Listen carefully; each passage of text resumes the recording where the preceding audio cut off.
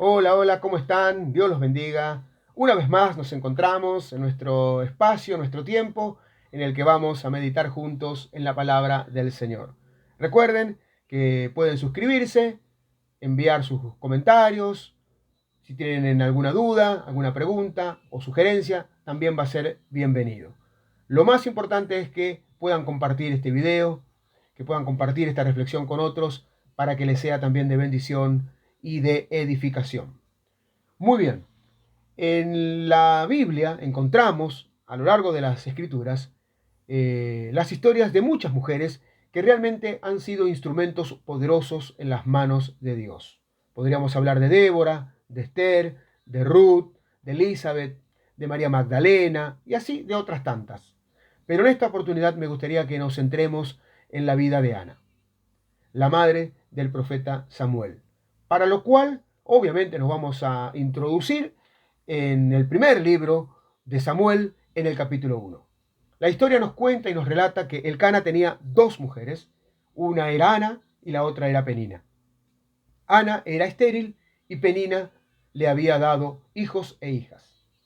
Ahí había no solo un conflicto entre las dos mujeres, no solo un conflicto familiar, sino que la esterilidad era considerada una maldición. En algunos casos también consecuencias del pecado, como se consideraba también a la lepra. Era un problema para las mujeres no poder tener hijos en la antigüedad. Por esa razón, los hombres tenían permitido tomar otra mujer para poder tener descendencia, para poder tener hijos. Porque el tener hijos, el dar descendencia a su linaje, era bien visto y era considerado de gran, pero de gran bendición. Entonces aquí nos encontramos con un conflicto donde Ana no solamente estaba siendo hostigada, burlada, humillada por Penina, sino que también eh, encontramos una situación a nivel social, ¿no? Fuera de las cuatro paredes de su hogar, de su casa, fuera del contexto de su familia, porque una persona que no tenía hijos era mal vista, como le decía, por toda la sociedad entonces. En la antigüedad también se acostumbraba que los hombres convocaran a toda su familia, reunieran a toda su familia y fueran al templo a ofrecer sacrificios. Los sacrificios anuales que se solían hacer para la remisión de pecado, para recibir bendición, para recibir purificación de parte de Dios. Y en esta oportunidad es cuando sucede lo que nosotros vamos a tratar de meditar, de reflexionar y de utilizar también para nuestra propia vida espiritual. En este contexto es lo que sucede en la vida de Ana, hay algo que el Señor pone en el corazón de Ana, hay algo que conmueve a Ana y que a nosotros nos va a servir en esta oportunidad para poder meditar y reflexionar, como les decía anteriormente. Mire, en el versículo 6 del primer libro de Samuel, en el capítulo 1, del versículo 6, dice lo siguiente. Y su rival la irritaba, enojándola, entristeciéndola, porque el Señor no le había concedido tener hijos. Ahora en el versículo 7 dice, así hacía cada año cuando subía a la casa del Señor, la irritaba así, por lo cual Ana lloraba y no comía. Era tal la angustia que ni siquiera quería probar bocado, en este caso Ana. En el versículo 8 dice, y Elcana, su marido, le dijo, Ana, ¿por qué lloras? ¿Por qué no comes? ¿Por qué está afligido tu corazón? ¿No te soy yo mejor que 10 hijos? Y en el versículo 9 dice, y se levantó Ana después que hubo comido y bebido, y mientras el sacerdote Elí estaba sentado en una silla junto a un pilar del templo del Señor, ella, con amargura de alma, oró al Señor y lloró abundantemente. Lo que encontramos aquí es que Ana era una mujer afligida, era una mujer de sufrimientos, por lo que ya habíamos visto antes, por lo que les había comentado con anterioridad, por la situación de su esterilidad y por también la opresión y el hostigamiento que recibía de parte de Penina, la otra mujer. Era una mujer de sufrimiento, pero también Ana era una mujer de determinación. Si leemos, dice que se levantó, que comió y que se puso a clamar, que se puso a orar, que se puso a interceder. Entonces podemos decir que también Ana era una mujer de oración ferviente, como aquella viuda, como aquella parábola de la viuda que pobre que fue y que iba y que le insistía al juez que le haga justicia, que le haga justicia al juez injusto, hasta que ese juez tuvo que reaccionar. Bueno, Ana tomó esa misma actitud, tomó la actitud de esa mujer, de esa parábola que nos relata Jesús tiempo más adelante, donde nos dice que orar con insistencia, clamar con insistencia, hace que se mueva la mano de Dios. Como decíamos entonces, Ana también era una mujer de oración ferviente. Pero lo más importante de todos, y es aquí donde yo quiero que reflexionemos en esta oportunidad, es que Ana es una mujer con una sana ambición. Porque fíjense lo que dice un poquito más adelante, en el versículo 11 del capítulo 1 de primero de Samuel. E hizo voto, diciendo, Señor Dios Todopoderoso, si te dignares mirar la aflicción de tu sierva y te acordares de mí, y no te olvidares de tu sierva, sino que dieres a tu sierva un hijo varón, yo lo dedicaré al Señor todos los días de su vida, y no pasará navaja sobre su cabeza. Mientras ella oraba largamente delante del Señor, Elí estaba observaba la boca de ella, dice, observaba la boca de Ana.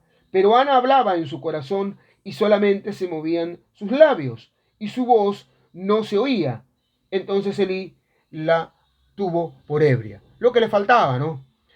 La hostigación de la otra mujer, la desgracia de no poder tener descendencia, de no poder tener hijos, de ser estéril, y encima que el sacerdote la considerara como que estaba ebria.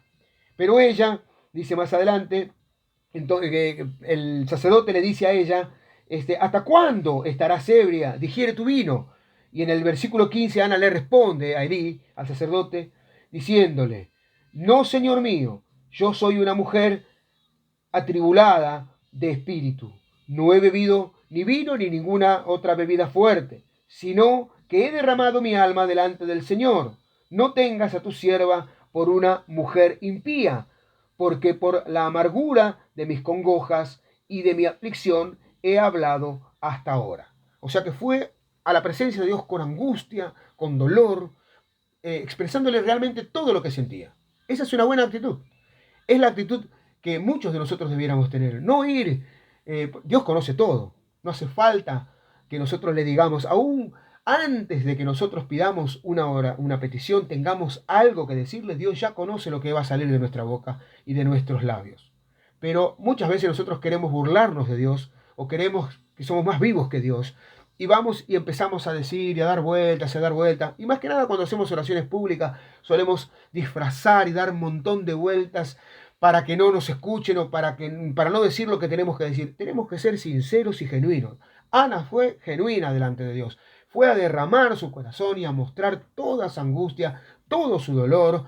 Y es entonces donde Dios oyó. Y después Dios respondió.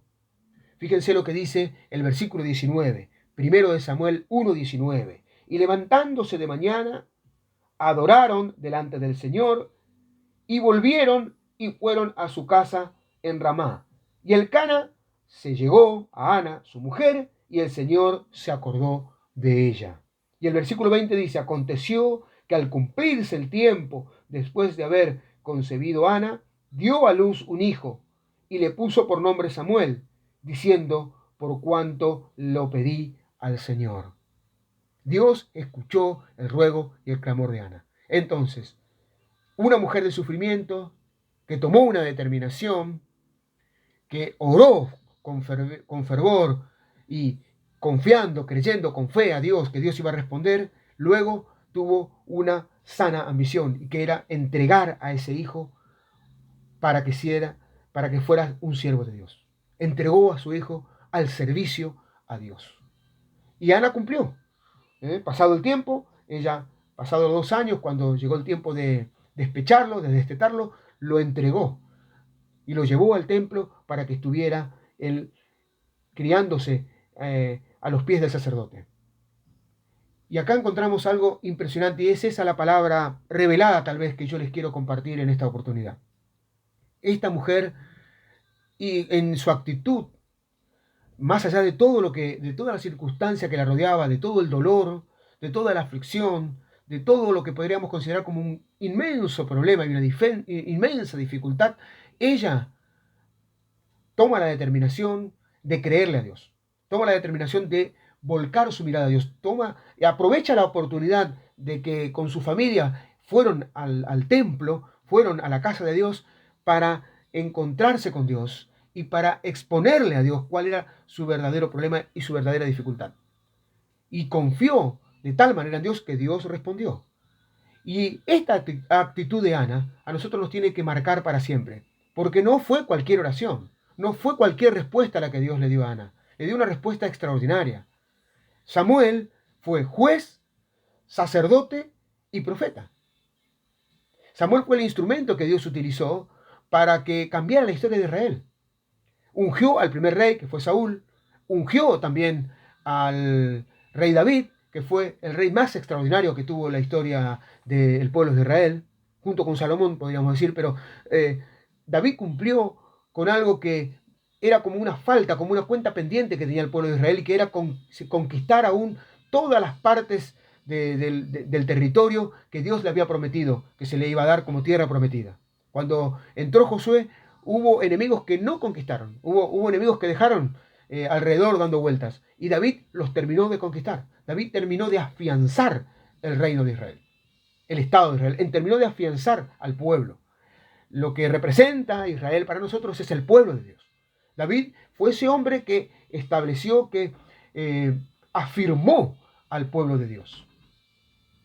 Y llegó después de toda esta situación que estábamos viendo ahora, después de la oración de esta mujer. Así que Dios utilizó a Ana para algo extraordinario, para cambiar la historia de Israel. Cuando nosotros leemos la descendencia de Jesús, en Mateo o en Lucas, encontramos que dice que Jesucristo desciende de Abraham, de Isaac, de Jacob, viene toda una descendencia, pero dice hijo de David. A Jesús se lo menciona como hijo de David, del linaje de David. Y David fue el rey ungido por Samuel. Samuel recibió revelación de Dios, recibió palabra de Dios. Dios obró en la vida de Samuel para que ungiera a ese rey, del cual después desciende nuestro Señor Jesucristo. Miren lo importante de ponerse en las manos de Dios y de no mirar la dificultad, de no mirar el problema, de no estar enfocado siempre en el problema, sino enfocarse en lo que puede ser la solución. Estamos viviendo tiempos difíciles. Estamos pasando por circunstancias muy, pero muy complejas. Pero yo quiero que nos centremos en esta mirada de Ana. Cada vez que yo he escuchado este mensaje sobre Ana, nos deja un ejemplo como madre, un ejemplo como sierva de Dios, un ejemplo de oración, como le decía, pasar por encima del sufrimiento, determinarse a no seguir viviendo así. Eso se lo he reflejado, pero lo que yo veo es que es una mujer que trasciende en la historia. Una mujer que trasciende en la historia. Cambió la historia de su nación. Y este mensaje por ahí va para los intercesores.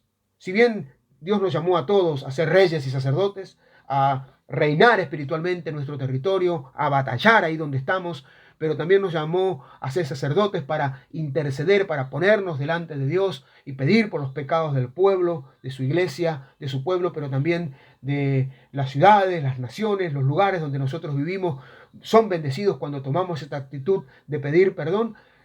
Quiero que nos quedemos con la vida de Ana y que tomemos esa actitud, que podamos tener una intercesión que vaya mucho más allá de nuestra dificultad, que podamos pedirle a Dios y que nos determinemos a Dios a ir más allá. Ana no se quedó con la dificultad.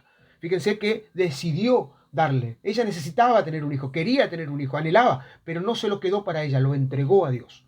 Entonces nosotros entreguemos toda nuestra vida a Dios, entreguemos nuestro ministerio, nuestros sueños, nuestros deseos, pongámoslos en las manos de Dios y Dios va a hacer grandes cosas en nuestras vidas y a través de nuestras vidas.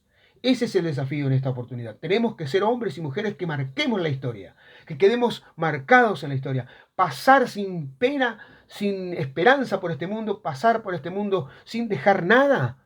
Me parece que no es lo que Dios quiere para cada uno de nosotros. Nos llamó con un propósito y vos sabés cuál es ese propósito. Y yo también sé cuál es ese propósito. Trabajemos mancomunadamente por ese propósito. Luchemos por ese propósito.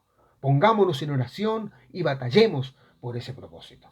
Señor, danos luz en este tiempo para poder entender lo que vos querés con cada uno de nosotros. Bendito Dios del cielo y de la tierra, te damos gracias por esta palabra. Pedimos, Señor, que nosotros podamos tener la actitud de Ana, que más allá de los problemas y las dificultades, no miremos solamente, Señor, el monte que está delante nuestro, sino que podamos ver más allá, Señor, que tengamos una visión más profunda y que podamos entender que vos querés usarnos en este tiempo, que querés levantarnos en este tiempo como un poderoso ejército para tomar las armas, Señor, que tú nos has dado y batallar contra los principados, contra las potestades, contra los gobernadores de las regiones celestes, Señor. Y sobre todo, Señor, que podamos conquistar los territorios que aún no hemos conquistado. En nuestras vidas particularmente, personalmente en nuestros llamados, Señor, en nuestro ministerio. Pero no solamente en eso, sino también, Dios mío, a través de tu pueblo, de tu iglesia, podamos ser de bendición, Dios mío, a este pueblo, a esta sociedad, a este tiempo en el que el mundo se pierde sin fe, sin Dios y sin esperanza. Eterno Dios del cielo y de la tierra, llénanos de tu sabiduría, danos de tu poder, que tu Espíritu Santo, Señor, more cada día más y más en nosotros. Sabemos y reconocemos que hay más y más para nuestras vidas. Por eso nos ponemos en tus manos en esta hora, Señor. Y que podamos tener la actitud de Ana, y que podamos ser como ella, Señor, mirar más allá, y que todo lo que tengamos podamos ponerlos en tus manos para que sea de gran bendición, no solo para nosotros, sino para otros, para la posteridad, Señor. En el nombre poderoso de Jesús, gracias te damos por tu palabra, que siempre nos alienta, nos consuela, nos enseña, nos motiva, pero que también, Señor, nos ayuda a avanzar un paso más adelante. Gracias. En el nombre poderoso de Jesús. Amén. Amén. Muy bien. Espero que este mensaje, esta breve reflexión, le haya servido, le sirva y le sea útil para su vida como creyente, como hijo de Dios, como intercesor, como adorador, que le sirva para su ministerio, para su llamado. Que el Señor los bendiga y nos estaremos encontrando muy pronto en otra emisión similar a esta. Bendiciones.